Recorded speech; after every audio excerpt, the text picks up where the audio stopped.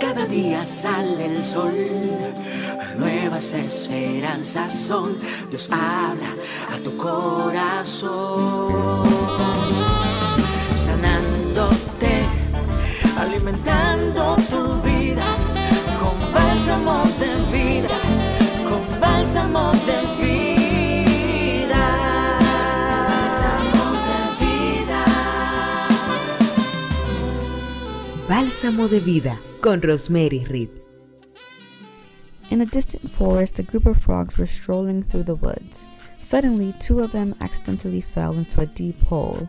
Thinking it would be impossible to save them, the other frogs told their unfortunate companions not to try harder, as they wouldn't be able to get out.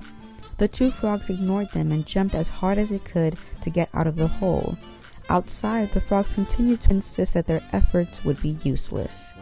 Finally, one of the frogs paid attention to what the others were saying and gave up. She eventually collapsed from exhaustion and died.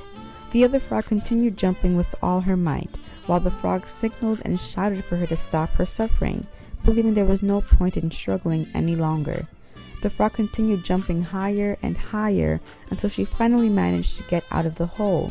When she got out, the other frog looked at her in surprise and said, "We're glad you made it out of there after all we've told you." The confused frog explained that she was partially deaf, so she couldn't hear very well from a distance, and that she thought the others were encouraging her to try harder to get out of the hole. The moral of the story here is that words carry a great deal of weight. A word of encouragement to someone who feels discouraged or worried can motivate them to get up and keep fighting. On the other hand, a harmful word to someone who is sad or discouraged can end up destroying them. We must be careful with what we say and what we advise.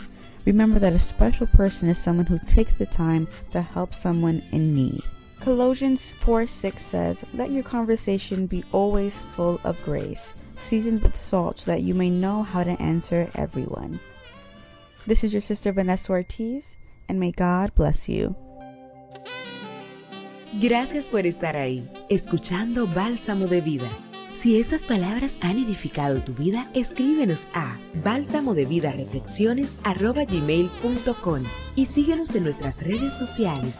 Reflexiones Bálsamo de Vida. Que su gracia te cubra en este día.